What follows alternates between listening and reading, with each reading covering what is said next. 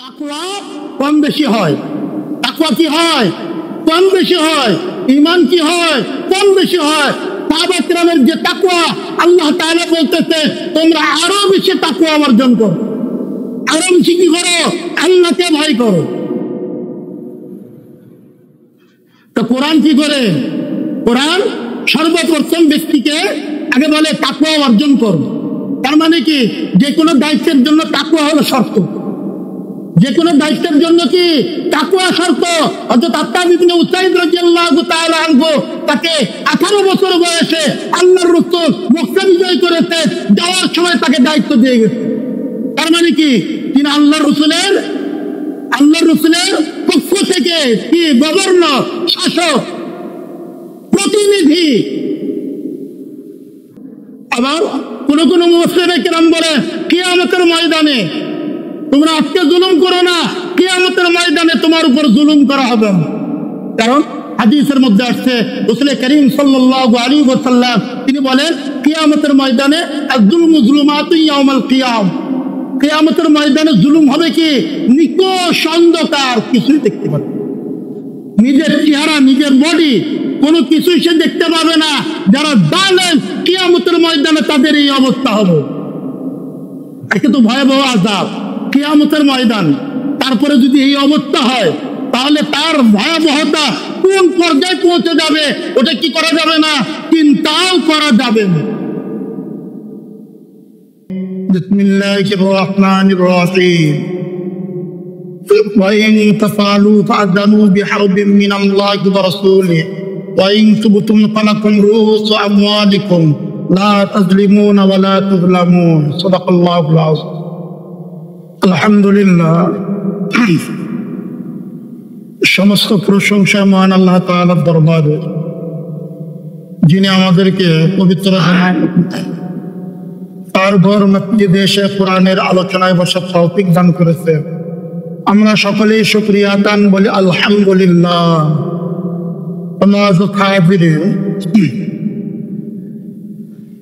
আমাদের আলোচনা চলতেছিল, যে আয়াতটি আমি তেলাওয়াত করলাম এই আয়াত নিয়ে বিগত আলোচনায় وَإِن لَّمْ تَفْعَلُوا فَأْذَنُوا بِحَرْبٍ مِّنَ اللَّهِ وَرَسُولِهِ এ পর্যন্ত আলোচনা হয়েছে। যদি তোমরা বিরত না হও তাহলে আল্লাহ এবং আল্লাহর রাসূলের পক্ষ থেকে যুদ্ধের ঘোষণা শুনেন। এ পর্যন্ত আলোচনা হয়েছে। এই আয়াতের যে শানে নুজুল বিগত জুমায় আলোচনা করা হয়েছে, এই শানে নুজুল থেকে আমাদের অনেক শিক্ষা রয়েছে। এই আয়াতের শানে নুজুল সম্পর্কে মুফাসসিরিনে কেরাম বলেন, বনু সাকিফের 4 ভাই,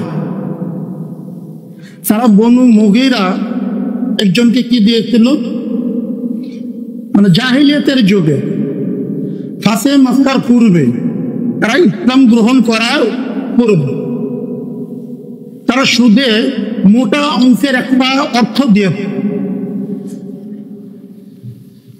মালান আযীমা, মুফাসসিরিনে কেরাম লিখতেন মালান আযীমা, বিরাট একটা অঙ্কের সম্পদ দিয়েছে, যেটা শুধু কি হয়েছিল বিরাট অঙ্কের হয়েছে। ফাতে মক্কার পর বনু সাকিফের 4 ভাই বনু মুগীরার কাছে তাদের সুদ দাবি করে, অর্থ দাবি করে। তো বনু মুগীরা তারা বলে যে রাসূল করিম সাল্লাল্লাহু আলাইহি ওয়াসাল্লাম তিনি তো আইয়ামে জাহিলিয়াতের যুগে যত সুদ, যত রক্তপণ সবগুলিকে অবৈধ ঘোষণা করে, মওযু, জাল। এই নিয়ে তাদের সাথে একটা কি হয়, একটা তর্ক বিতর্ক, একটা কি হয়, হাঙ্গামার সৃষ্টি হয়। তো তারা মক্কার যে আমির ছিল তার কাছে এই মামলা নিয়ে যান। মক্কার আমির কে ছিল? মুফাসসিরিনে কেরাম বলেন হযরত আত্তাব ইবনে উসাইদ রাদিয়াল্লাহু তাআলা, হযরত আত্তাব ইবনে উসাইদ রাদিয়াল্লাহু তাআলা আনহু তাকে আল্লাহর রাসূল স্বয়ং ফতে মক্কার পরে তিনি হযরত আত্তাব ইবনে উসাইদ রাদিয়াল্লাহু তাআলা আনহু তাকে মক্কার গভর্নর বানিয়ে আল্লাহর রাসূল মদিনায় ফেরত যায়। হযরত আত্তাব ইবনে উসাইদ রাদিয়াল্লাহু তাআলা আনহু তিনিও কি ছিলেন কুরাইশের গোত্রের ছিলেন, কুরাইশ বংশের ছিলেন। বনু মুগীরা তারাও ছিল কি কুরাইশ বংশের। হযরত আত্তাব ইবনে উসাইদ রাদিয়াল্লাহু তাআলা আনহু তার কাছে যখন এই মামলাটা দায়ের করা হয় তখনও কিন্তু এই আয়াত নাযিল হয়নি। তিনি তো কি মক্কার গভর্নর, বিচারক, সাথে সাথে তিনি কি করেছেন হজের খুতবাও তিনি দিয়েছেন। বয়স কত? হযরত আনাস ইবনে মালিক রাদিয়াল্লাহু তাআলা আনহু তিনি বলেন তার বয়স ছিল 18। তার বয়স ছিল কি 18। কোন মুফাসসিরিনে কেরাম বলেন, মুহাদ্দিসিনে কেরাম বলেন তার বয়স ছিল 20 বা বেশি, একটু বেশি, যেটাই হোক 18 থেকে 20 বছর একবারে যুবক, তাকে আল্লাহর রাসূল কি করে গেছেন মক্কার গভর্নর বানিয়ে গেছেন।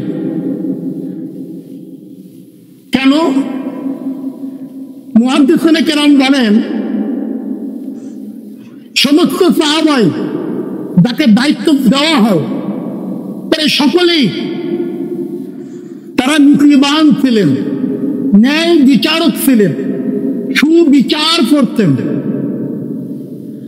এবং কোরআন সুন্নাহর জ্ঞান ছিল তাদের। কোরআন সুন্নাহ অনুযায়ী তারা কি করতেন? ফয়সালা করতেন। হযরত আত্তাব ইবনে উসাইদ রাদিয়াল্লাহু তাআলা আনহু তিনি কি ছিলেন কুরাইশ বংশের। বনু মুগীরা তারা হলো কুরাইশ বংশের। এখন মালান আযীমান, বিরাট একটা সম্পদ এখন তাদেরকে দিতে হবে।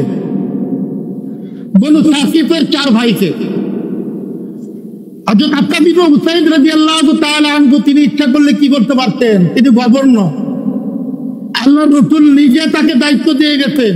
তিনি যদি ফয়সালা করতেন কোন সাহাবা কি করতো না?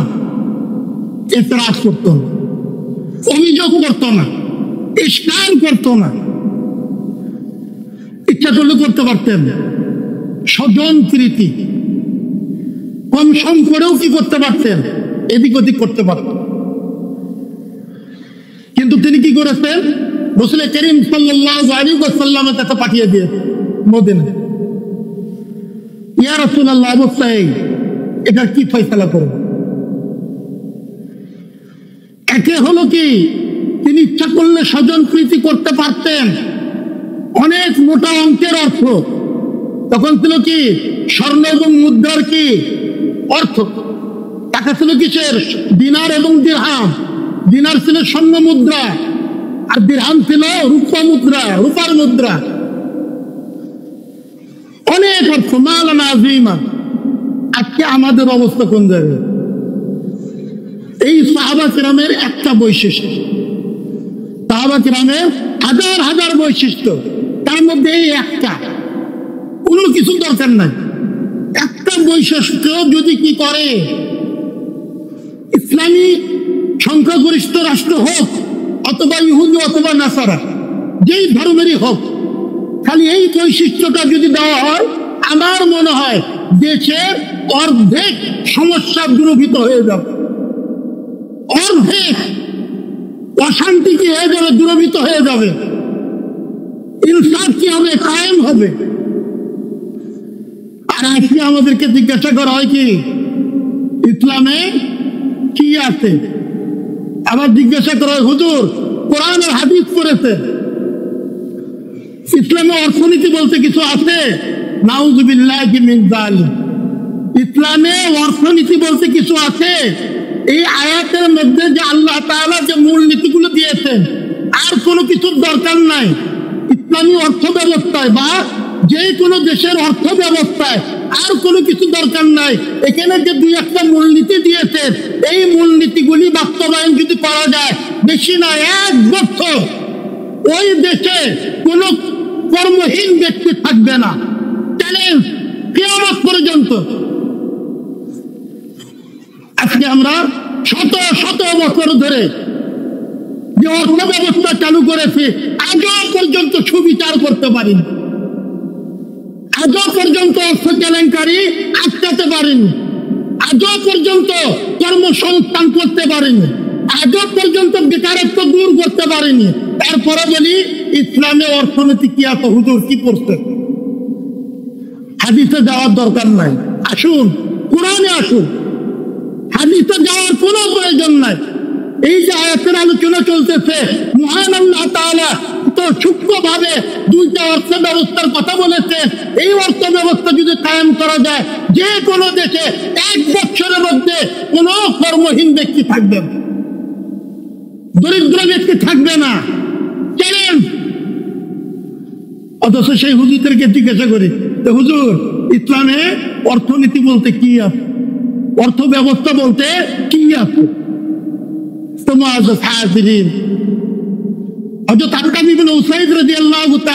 তিনি স্বজনপ্রীতি করেন। এখান থেকে আমরা কি শিক্ষা নিব?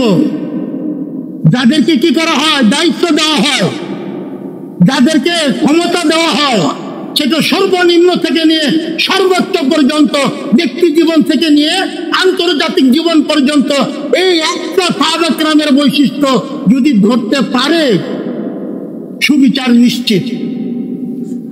আজকে গুনে দেখি, যে কোনো দেশে যত অর্থ লোপাট হচ্ছে, যত অবিচার হচ্ছে, যত জুলুম হচ্ছে, সবগুলোর মূলে রয়েছে কি? লালসা, স্বজনপ্রীতি, লাভ, অবৈধ লেনদেন, সবগুলির মূলে। অথচ 1400 বছর পূর্বে যখন কি ছিল না, বিজ্ঞানের বউ ছিল না, অর্থনীতির কি ছিল না, ওর নামও ছিল না, ওই সময় মহান আল্লাহ তাআলা কোরআনের কি করেছেন, আয়াত নাজিল করে দিয়েছেন। ওদের আত্তাব ইবনে উসাইদ রাদিয়াল্লাহু তাআলা আনহু তিনি করে দেখিয়ে দিয়েছেন। 1-2টি কি নয়, অর্থ নয়, বিরাট অঙ্কের স্বর্ণ মুদ্রা। রাসূল করিম সাল্লাল্লাহু আলাইহি ওয়াসাল্লাম তার কাছে যখন পাঠানো হয়, তখন এই আয়াত নাজিল হয়, ইয়া আইয়ুহাল্লাযীনা আমানুত্তাকুল্লাহ ওয়া দারু মা বাকিয়া মিনার রিবা ইন কুনতুম মুমিনিন ফাইন লাম তাফআলু ফাযানু বিহারবিন মিনাল্লাহি ওয়া রাসূলিহি ওয়া ইন তুবতুম ফালাকুম রুউসু আমওয়ালিকুম লা তাযলিমুনা ওয়া লা তুযলাম। এই আয়াত কি হয়, নাজিল হয়। তোমার সাহাবীরা আল্লাহ তাআলা আয়াতের মধ্যে এক করে কি করতেছে, নম্বরে কি বলেছিলেন, আমানুত্তাকুল্লাহ, আল্লাহকে ভয় করো, আল্লাহকে কি করো, ভয় করো। তোমার সাহাবীরা, তার মানে কি মুত্তাকি হতে হবে, তার মানে কি মুত্তাকি হতে হবে। প্রথম নম্বর শর্ত, তাকওয়া যদি না থাকে, যত বড় অর্থনীতিবিদ হোক 2 নম্বরই হবেই। আর কোরআন কি করে, সর্বপ্রথম মানুষকে তৈরি করে তাকওয়া দিয়ে। কি দিয়ে তৈরি করে? তাকওয়া দিয়ে। আমানুত্তাকুল্লাহ, হে ঈমানদারগণ, যারা মুমিন। ওই সময় 1400 বছর পূর্বে যখন এই আয়াত নাযিল হয়, তখন কারা ছিল? আমাদের মতো নেককারজনক ব্যক্তি, আমাদের মতো অর্ধ ঈমান, আমাদের মতো মাথায় কি আছে, ইসলাম আছে, পায়ে নাই, মাথায় আছে, পায়ে আছে, পেটে নাই, ব্যক্তির জীবনে আছে, পারিবারিক জীবনে নাই, পারিবারিক জীবনে আছে, সামাজিক জীবনে নাই, সামাজিক জীবনে আছে, রাষ্ট্রীয় জীবনে নাই। এরকম মুসলমান ছিল। সাহাবা কেরামের যুগ,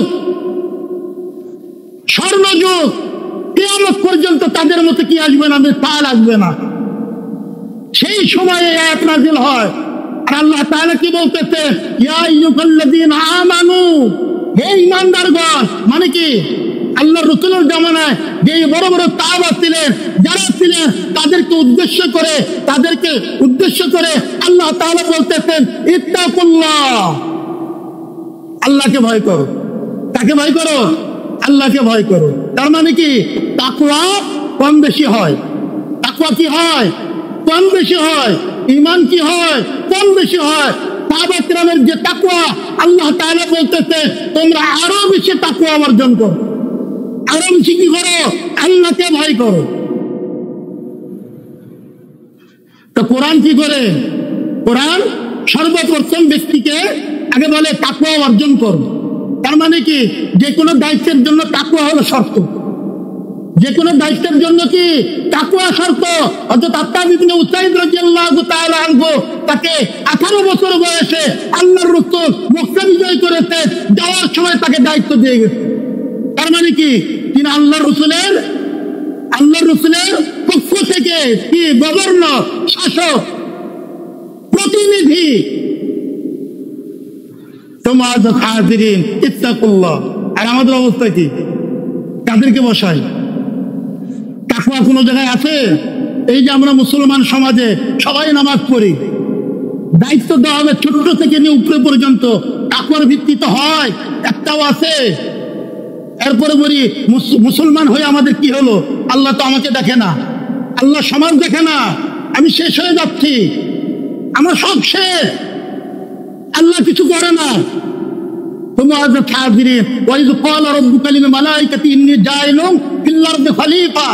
আল্লাহ তো আমাদেরকে খলিফা বানিয়েছে, প্রতিনিধি। আমাকে করতে হবে, ফেরেশতা এসে করবে না, আমাকে করতে হবে। এটাই নিয়ম দুনিয়ার। আল্লাহ তাআলা এমন বলেননি আমার বান্দাকে পাঠাচ্ছি, আমি সহযোগিতা করবো যত্রতত্র, যে কোনো সময় ফেরেশতা চলে আসবে, দলে দলে এসে সহযোগিতা করবে। এ কথা বলেন। আল্লাহ তাআলা কি বলছেন? আমার প্রতিনিধি। আমরা আল্লাহর প্রতিনিধি। করতে পারছি কিছু? তাকওয়ার ভিত্তিতে ছোট্ট থেকে সর্বোচ্চ পর্যন্ত করতে পারছি? পারিনি। যার যত বেশি তাকওয়া তাকে দায়িত্ব দেওয়া হবে। পারছি? এমনকি ধর্মীয় যে প্রতিষ্ঠানগুলিতে আছে সেখানেও কি কোনো সময় তাকওয়া দেখেছি? তার অমুক ভালো, তার অমুক ভালো, তাকওয়া আছে কিনা এটা দেখেছি? নির্ণয় করেন। হবেটা কি? আর্থিক যে প্রতিষ্ঠানগুলি, যেখানে ক্ষমতার পাওয়ার, ওখানে যে মুত্তাকিদেরকে দিতে হবে, কোনো সময় চিন্তা করেছি? যার যত কি আছে, তাকওয়া আছে, তাকেই আমি কি করব? প্রতিনিধি বানাবো, তাকেই ক্ষমতায় বসাবো। করেছি? যখন স্বৈরাচার হয়ে যায়, আমার উপর জুলুম করে, তখন কেঁদে কেঁদে বলি মুসলমান হয়ে আল্লাহ আমার কি দেখে। নাউযুবিল্লাহি মিন যালিক। করতেই পারেন। আর কবে করবো? আর কবে করবো? মৃত্যুর কোনো কি নাই, গ্যারান্টি নাই। কখন মৃত্যু হবে আসার কি আছে? গ্যারান্টি আছে? একটা কি আছে? পরম্পরা আছে, সিরিয়াল আছে। মরার কি কোনো সিরিয়াল আছে? কোনো সিরিয়াল নাই। করতেই পারেনি। চেষ্টা করি বা মনে মনে চিন্তা ভাবনা করি, করতে পারছি? ঈমান, ইমানের সর্বনিম্ন স্তর হলো মনে মনে চিন্তা ভাবনা করা, কিভাবে করা যায়। এই চিন্তা ভাবনাও কোনোদিন করিনি। কি করে ফেলছি? ইসলাম হলো নামাজ, রোজা, হজ, যাকাত। বাস মসজিদে গেলাম, যাওয়ার আগ দিয়ে আমি মুসলমান। আবার যখন কি করলাম, মসজিদে যতক্ষণ থাকলাম মুসলমান, মসজিদ থেকে বের হয়ে গেলাম, ইসলামের আর কোনো দরকার নেই। ইসলামের আর কোনো দরকার নাই। তাহলে অবস্থাতে এই হবে। অবস্থা কি হবে? এই হবে। সর্ব জায়গায় যেখানেই মানুষের বিচরণ আছে সেখানে ইসলাম থাকবে। মানুষের জন্ম থেকে নিয়ে মৃত্যু পর্যন্ত ইসলাম। করে দেখুন, সোনার যুগ হয়ে যাবে। চতুর্দিকে দেখা যাবে শুধু কি সোনার মানুষ। যেটা সাহাবা কেরাম রিদওয়ানুল্লাহি তাআলা আলাইহিম আজমাইন তাদের সময় হয়েছিল। হযরত আত্তাব ইবনে উসাইদ রাদিয়াল্লাহু তাআলা আনহু, তাকে আল্লাহর রাসূল 18 বছর বয়সে কি করেছে? মক্কার গভর্নর বানিয়ে দিয়েছে, দায়িত্বশীল। তিনি বিচারকার থেকে চালানো সমস্ত কিছু তিনি করবেন। তখন কি হয়েছিল? এই আয়াত নাজিল হয়েছিল, ফাইল্লাম তাফালু ফাযানু বিহারবিন মিনাল্লাহি ওয়া রাসূলিহি। যদি তোমরা কি সুদের অবশিষ্ট এটা যদি তোমরা পরিত্যাগ না করো, তাহলে কি করো? আল্লাহ আল্লাহর রাসূলের পক্ষ থেকে যুদ্ধের ঘোষণা নাও। যুদ্ধটা কি? গত জুমার আগের জুমায় বিস্তারিত কি করেছে? আলোচনা করেছে। রাইসুল মুফাসসিরিন হযরত আব্দুল্লাহ ইবনে আব্বাস রাদিয়াল্লাহু তাআলা আনহু তিনি বলেন, ইউকালু ইয়াউমাল কিয়ামা, কিয়ামতের ময়দানে একজন ঘোষক কি করবে, বলা হবে, ঘোষণা করবে, যারা সুদ খেত তাদেরকে বলা হবে অস্ত্র ধারণ করো আর আল্লাহ আল্লাহ রসুলের সাথে যুদ্ধে কি হও, নামো।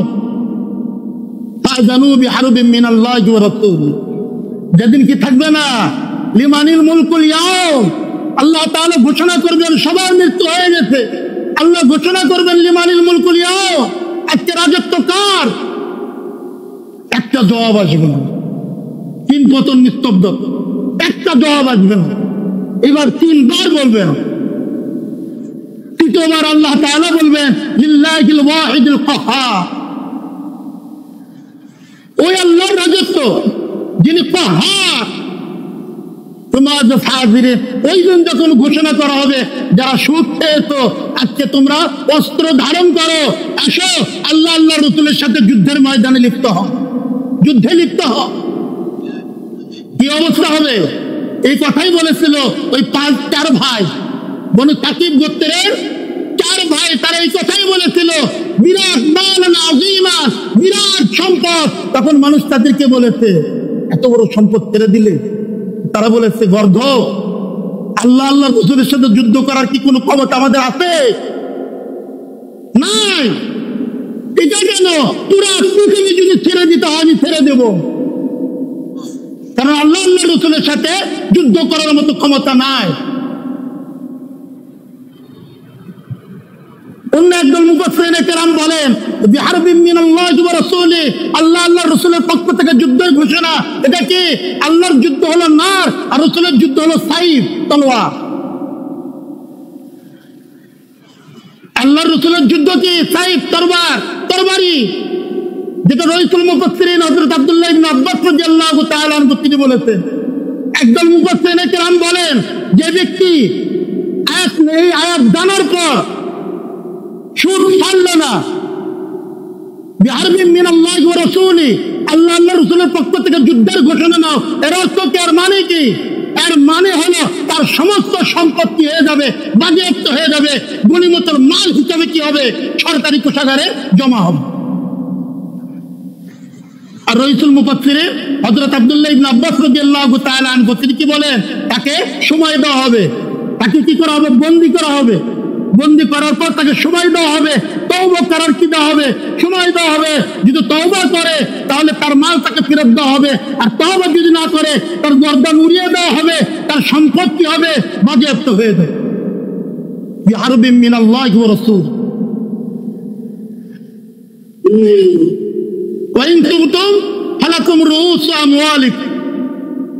আবার বলতেছেন আল্লাহ তাআলা কি আয়াত? ওয়া ইন তুবতুম, যে তওবা করে, যেমন বনি সাকিবের চার ভাই তওবা করেছেন, আল্লাহ তাআলা বলতেছেন ফালাকুম রুউসু আমওয়ালিকুম, তাদের জন্য যেটা মূলধন ওটা পাবে, এক টাকাও এদিক ওদিক করা যাবে না।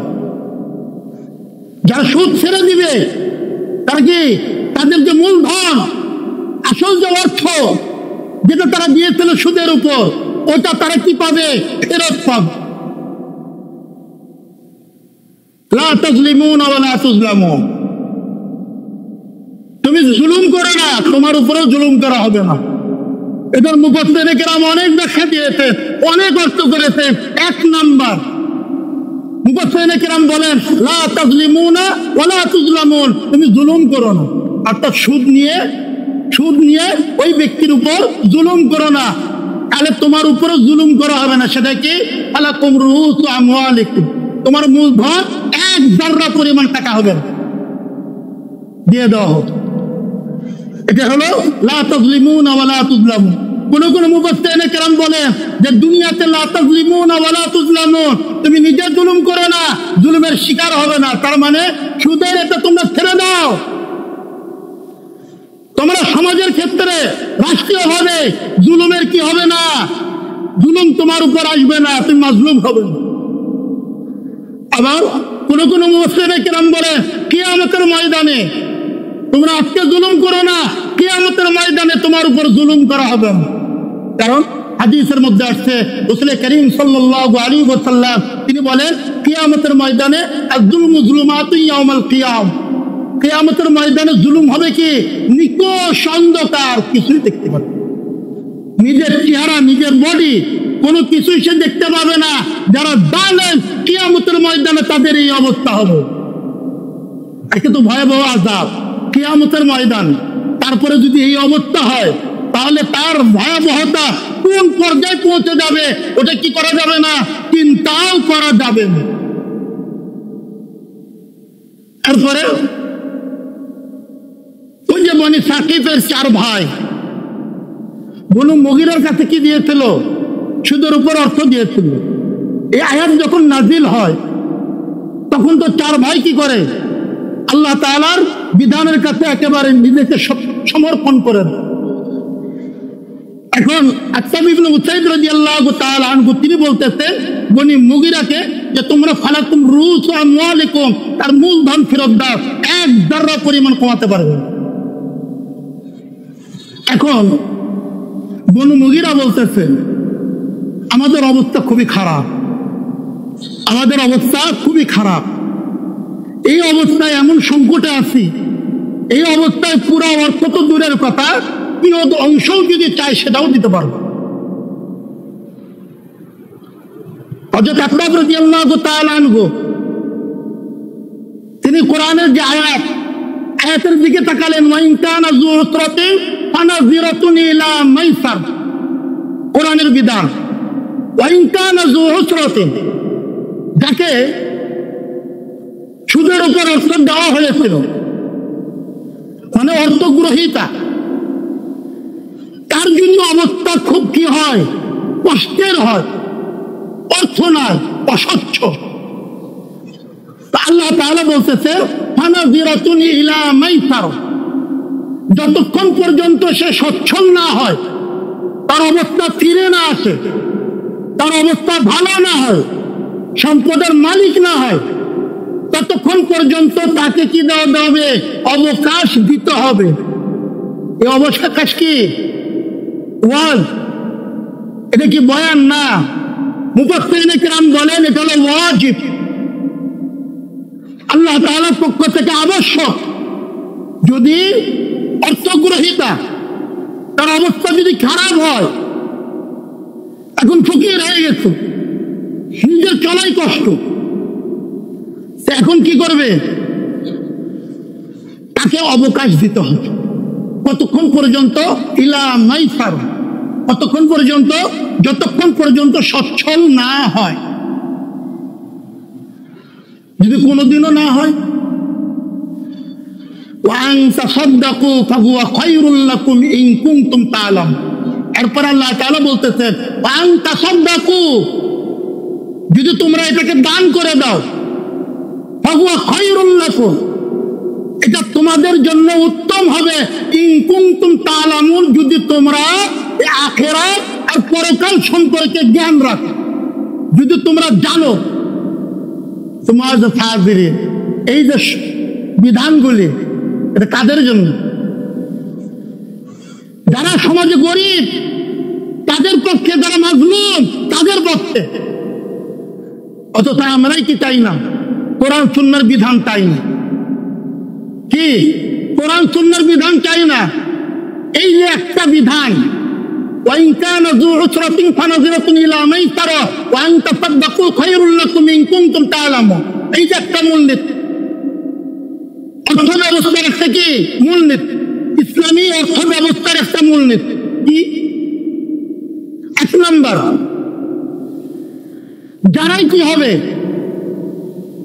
অর্থের প্রয়োজন হবে, আর্থিক প্রতিষ্ঠান তাকে অবশ্যই কি করবে? স্বাবলম্বী হওয়ার জন্য অর্থ লোন দিবে, দিতে হবে যে পরিমাণ সম্ভব। আমাদের দেশে কি হয়? আমি আপনি, এটা তো সুদী ব্যবস্থা, ওটা পরের কথা। আমি একটা ইসলামী একটা মূলনীতি ধরে নিলাম যে আমাদের রাষ্ট্রটা ইসলামী রাষ্ট্র হয়ে গেছে। এখন আমাদের অবস্থা কি? আমি যদি লোন চাই 10,000ও দিবে না, ইমামতি করে, কখন চলে যাবে ঠিক নাই, দিবে কেউ? একটা ব্যাংক দেখান, অর্থনৈতিক প্রতিষ্ঠান দেখান, দিবে? ছোট ছোট ব্যবসায়ী লোন চেয়ে স্যান্ডেল খয়, পাচ্ছে না। যাদের অর্থ আছে, কোটি কোটি টাকার মালিক, তাদেরকে হাজার হাজার কোটি টাকা দিচ্ছে। ইসলামী মূলনীতি এটাকে অবৈধ বলে। ইসলামের অর্থনীতি, অর্থ যে ব্যবস্থা, এটা হলো অবৈধ। ওটাকে আমরা খুব ভালো মনে করতেছি। আর ইসলামী অর্থ ব্যবস্থাকে তো ইসলাম কি জানে? ইসলামে কি আছে জানি না কিছু। ইসলামে আমাদের মতো যারা কি অধিকাংশ যারা মানুষ আজকে 10%, 5% কোটি কোটি টাকার মালিক, আর বাকি 95%-এর অবস্থা কি? নুন আনতে পান্তা ফুরায়। তাদের পক্ষে ইসলাম, তাদের পক্ষে ইসলাম। আর আমরাই বলি কি দরকার নাই ইসলামী মূলনীতি, ইসলামের বিধানের কোনো দরকার নাই, কোরআন সুন্নাহর বিধানের দরকার নাই। জানি না যে কোরআন সুন্নাহর বিধান আসলে আমরা যারা 95% আর সবচেয়ে বেশি লাভবান হব। তারা ছেড়ে যে দিবে না, অবশ্যই দিতে হবে, কিন্তু আমাদের কেউ দিতে হবে। কিন্তু আজকে দেওয়া হয় না। যারা কি মনে করে ইসলামী অর্থ ব্যবস্থা কিছুটা চালু করেছে, তারাও দিবে। যারা কি মনে করে ইসলামী অর্থ নিয়ে ব্যাংক চালায়, তাদেরকেও বলেন আমার মতো মানুষকে 50,000 টাকা দেওয়ার জন্য দিবে না। চ্যালেঞ্জ, সত্য কথা। আবার যারা কি পাঁচের সজ্জা, এদেরকে কোটি কোটি টাকা দিবে। কারণ কি? তার কোটি কোটি টাকার ব্যবসা। অথচ বলি কি ইসলামী অর্থ ব্যবস্থা চালু করেছে। ধোকা, তাকে হাইকোর্ট দেখানোর মতো। ইসলামের অর্থনীতি ব্যবস্থা, অর্থ ব্যবস্থা জানি না, এ কারণে আমাদেরকে হাইকোর্ট দেখায়। যদি জানতাম আমাদেরকে হাইকোর্ট দেখাতে পারতো না। তাহলে জানা কতটা দরকার, এটাও তো আলোচনার দরকার নেই। হুজুর এখানে কি আলোচনা করতেছে? নামাজ রোজা হজ দেখাতে আছে, এটার আলোচনা করেন। সারা বছর সারা জীবন এটাই শুনে আসলাম, আপনি কোথায় কি নিয়ে আসলেন? মানে ইসলামের অর্থ ব্যবস্থা যে আছে, একটা সাধারণ মুসলমান কোরআনে যে সরাসরি আছে এটাও জানে না। এবং এই যে অর্থ ব্যবস্থা, মূলনীতি, এটা যে কত কার্যকর, এটা যে আমাদের জন্য কত লাভ, কত শান্তি বয়ে নিয়ে আসে, ওটাও আমি জানি না। পুরাটার দরকার নাই, পুরাটার দরকার নাই, শুধু এইটা কি যে কোনো ব্যক্তি, বিশেষ করে যাদের অর্থ অবস্থা একবারে খারাপ, তাদেরকে আবশ্যক লোন দিতে হবে নিজের পায়ে দাঁড়ানোর জন্য। এই এখন বাস্তবায়ন করা হোক। আমার মনে হয় 2 বছরে বাংলাদেশে কর্মসংস্থান আর খালি জায়গা থাকবে না। সবার কর্ম কি হয়ে যাবে, সংস্থান হয়ে যাবে, কারো কর্মহীন হয়ে থাকবে। অথচ আমরা ইসলাম চাই না, মানব উচিত যে ব্যবস্থাগুলিকে ওটাকে বারবার সাপোর্ট করি। আর মুসলমান হয়ে হুজুরকে জিজ্ঞাসা করি যে ইসলামী অর্থ ব্যবস্থা আছে, তাই ইকোনমি বলতে কিছু আছে? একজন মুসলমান জিজ্ঞাসা করতে তো হুজুরকে, যদি কি হয় অভিজ্ঞ হুজুর হয়, ভালো হুজুর হয়, ওর অবস্থা খারাপ হয়ে যাবে, শোনার পর একটাও জবাব দিতে পারবে না। কিন্তু পরে কার কাছে? হয়তো এমনের কাছে, ওই দিকে তার জানান। বা কোরআনের যে এই যে ব্যাখ্যাটা, এই তাফসীর গুলা সাহাবা কেরাম করতেন, অনেক মুফাসসির কেরাম বলতেন, এতটুকু জানার কি হয় না, অত সময় হয়নি। তাদের কাছে জিজ্ঞাসা করো। তোমার যে কথাগুলি বললাম সব সাহাবাদের কথা, কোরআনের কথা, মুফাসসির কেরামের উদ্ধৃতি।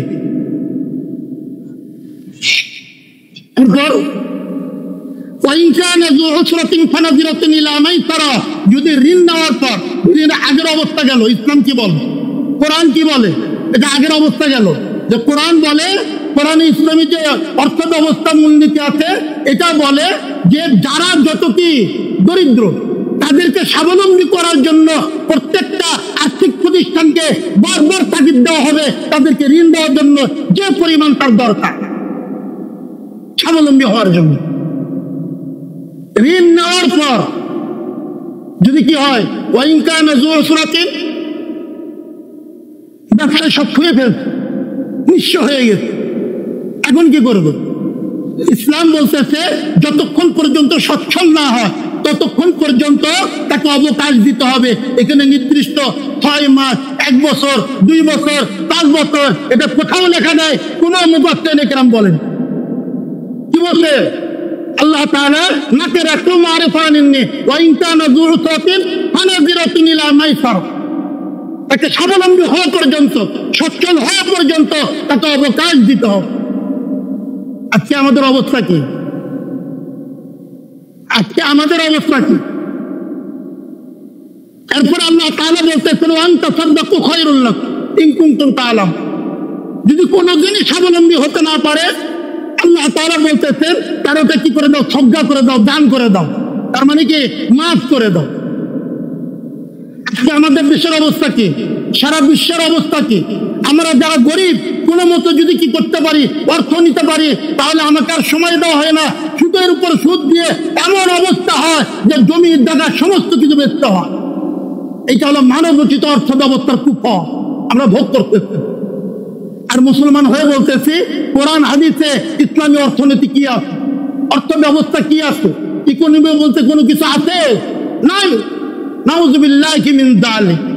বরং কোরআন আর সুন্নাহয় এমন অর্থ ব্যবস্থা আছে যেখানে শুধু শান্তি আর শান্তি, যেখানে অশান্তির কোনো বালাই নেই। আর যারা কোটি কোটি টাকার মালিক, তারা যখন 100 কোটি 1000 কোটি টাকা নেয়, তখন তাদেরকে মাফ করে দাও। এখানে বলা হয়েছে কি এটা জায়েজ নয়, বৈধই না ইসলামে। যদি স্বাবলম্বী থাকে, চলতে পারে, একটা ছোট্টখাটো ব্যবসাও যদি করতে পারে, তারপর তাকে ছাড় দেওয়া হবে। আর আজকে যারা স্বল্প মূল্যে কোন রকম পায় অর্থ ব্যাংক থেকে, তাদেরকে কড়াই দণ্ড আদায় করা হয় সুদ সহ। 1 লাখ নিলে 1 কোটি আদায় করা হয়, সুদ হয়ে গেছে অনেকদিন। 50 লাখ হয়ে যায়, অনেকদিন হয়ে গেছে, দেয় না। আর যারা হাজার হাজার কোটি নেয়, কেন পায় কত কত শতাংশ হবে? 5% বা 3%। তাদের হাজার হাজার কোটি টাকা কি করে দেয়? মওকুফ করে দেওয়া হয়। তাদেরকে বলা হয় ঋণ খেলাপি। আবার কি করে সরকার? ব্যাংকের অবস্থা খারাপ, ভর্তুকি দিয়ে দাও। সরকার তাদের জন্য দেয় ওই 5%-এর জন্য, আর 95% তাদের ব্যাপারে দেখে না। তারপর আমরা বলি এই যে আমাদের মানব রচিত অর্থ ব্যবস্থা, এটাই ভালো, এটাই ভালো। বরং আমরা বুঝতেই পারি না ইসলামী যে অর্থ ব্যবস্থা, এটা 95% মানুষের জন্য, স্বাবলম্বী হওয়ার জন্য, বিশেষ করে সমাজে দেশে শান্তি অবস্থানের জন্য এটা সর্বোচ্চ কার্যকর। উল্টা হয়ে গেছে। একটা মাত্র আয়াত, ওয়াইন কানা যু উসরাতিন ফানাযিরাতুন ইলা মাইসার ওয়া আন তাসাদদাকু খায়রুল লাকুম। এই একটা মাত্র আয়াত 2টা বছরের জন্য আপনারা আপনাদের অর্থ ব্যবস্থায় রাখেন। সুদের কারবার করতেছেন না কি করতেছেন ওটাও আমি বলবো না, ওটাও বাদ দিলাম। এই একটা মূলনীতি, ওয়াইন কানা যু উসরাতিন ফানাযিরাতুন ইলা মাইসার ওয়া আন তাসাদদাকু খায়রুল লাকুম ইন কুনতুম তা'লামুন। এই একটা ইসলামী অর্থ ব্যবস্থার মূলনীতি রাখেন। 2 বছর লাগবে না, 1 বছরের মধ্যে পুরো দেশে মানুষ শান্তি ফিরে আসবে। চুরি ডাকাতি হবে, কারো অভাবই হবে না। চুরি ডাকাতি হবে কোত্থেকে?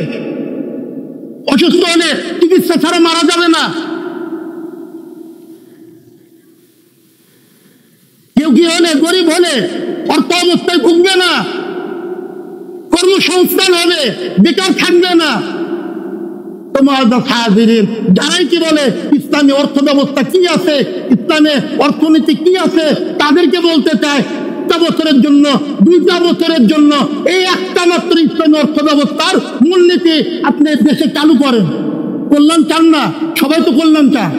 সকলে বলি শান্তি চায়, সকলে বলি দারিদ্রতা দূর করতে চায়, সকলে বলি কর্মসংস্থান করতে চায়, সকলে বলি সবার পেটে ভাত দিতে চায়, সকলে বলি কেউ যাতে রোদে মারা না যায় সুচিকিৎসা দিতে চায়। সবাই তো বলি, তাই না? সামনে সুযোগ আসতেছে, সবাই তো বলি। যেটা কার্যকর একটা রাখি, ইসলামী অর্থ ব্যবস্থার একটা মূলনীতি রেখে দেয় 1 বছরের জন্য। সারা পৃথিবীতে হইচই করে দাও।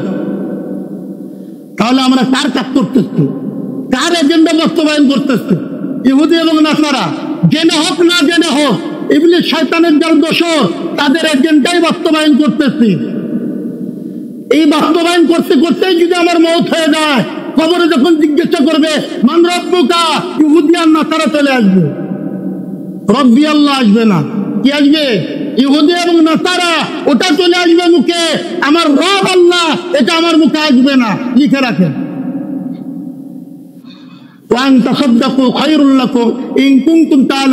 এখানে অনেক প্রশ্ন থাকতে পারে, আপনি যে কোনো সময় যে কোনো অভিজ্ঞ আলেমের কাছে প্রশ্ন করবেন।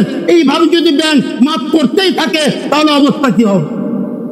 হাজার হাজার উত্তর আছে, হাজার হাজার উত্তর আছে বাস্তবতার আলোকে। তোমাদের কাদেরের সারা দেশে 95 জন আমাদের মতো মানুষ, 2 মাস 3 মাসে এদিক ওদিক একটু হতে পারে, 10% হতে পারে, 20% হতে পারে, 50% হতে পারে, 45% থেকে আমরা হাজার হাজার কোটি টাকা পাবো। ব্যাংক কোনো সময় দেউলিয়া হবে না। ব্যাংক সময় কি হবে না? দেউলিয়া হবে না। যত সময় যাবে এই ঋণ খেলাপের হার কমতে থাকবে। এখনো মানুষের মধ্যে কি আছে? কিছুটা ইনসাফ আছে, যেটা ওই যে বড় বড় চোরদের মধ্যে নাই, যারা হাজার হাজার কোটি টাকা লোপাট করে ফেলে তাদের মধ্যে নাই, একজন রিকশাওয়ালার মধ্যে আছে। কেউ যদি কি করতে চান এই সম্পর্কে, এই নীতি সম্পর্কে যে কারো যদি কোনো প্রশ্ন থাকে, এখানে অনেকে থাকতে পারেন যাতে অর্থনীতির উপর কি করেছেন, পড়াশোনা করেছেন, যে কোনো একজন ভালো ওলামায়ে কেরাম তার কাছে জিজ্ঞাসা করবেন, একটা প্রশ্ন করবেন, হাজারটা জবাব দিয়ে দিবেন। এটাই আল্লাহ তাআলা দিয়েছে 1400 বছর পূর্বে। আজও পর্যন্ত শত শত বছর হয়ে গেল আমরা অ্যাপ্লাই করতে পারিনি, অ্যাপ্লাই করতে পারিনি। অ্যাপ্লাই তো দূরের কথা, আমরা শুনতেও চাই না, বলতেও পারি। আমরা কি শুনতেও চাই না, বলতেও পারি না, আর তখন আমরা মুসলমান হয়ে যাই। ইসলামী অর্থনীতি আছে কি? কোরআন হাদিস পড়ে অর্থনীতি বুঝবে কি করে? কি বলে? কোরআন হাদিস পড়ে। এখন বিজ্ঞানের যুগ, অর্থ ব্যবস্থা এত সর্বোচ্চ উপরে চলে গেছে, আর এখন এই কোরআন হাদিস পড়ে অর্থ ব্যবস্থা কি বুঝবে? তোমার একবার ট্রাই করে দেখেন, একবার চেষ্টা করে দেখেন 5টা বছরের জন্য, যে যারা অভিজ্ঞ ইসলামী অর্থ বুঝে, অর্থনীতি বোঝে, তাদের হাতে একবার সঁপে দেখেন। 5 বছর সারা পৃথিবীর মধ্যে হুলস্থুল করে যাবে এই অর্থ ব্যবস্থা চালানোর জন্য, তাকিয়ে থাকবে। তো মহান আল্লাহ তাআলা আমাদের জন্য 95% মানুষের জন্য তাদের জন্য দেওয়া হয়েছে, অথচ সেই আমরাই বুঝিনি। আমাদেরকে কি ইসলাম সম্পর্কে না জানা থাকার কারণে হাইকোর্ট দেখায় দেয়, আর আমরা কি মনে করি, তত্ত্ববোধ করি, কেমন যেন একটা লজ্জাবোধ করি যে এমন একটা ধর্ম পালন করি যেখানে বর্তমান যুগে বিজ্ঞানের যুগে অচল, মাথাটা হেড হয়ে যায়। আমরা জানি না, এটাই বুঝতে পারি, মাথা হেড করে ফেলবে। এবং তারা ওই জায়গাতেই যে আঘাত করে যারা জানে না, যারা জানে তাদেরকে ডাকবেও না, আঘাতও করবে না, জানার জন্য আসবে না, জানার জন্য তো আসবে, সেটাও আসবে। তোমাদের সাহাবীরের মহান আল্লাহ তাআলা যে তৌফিক দান করে, আগামী জুমায় এরপর থেকে আলোচনা করার চেষ্টা করবো। ওমা তাওফীক ইল্লা বিল্লাহ।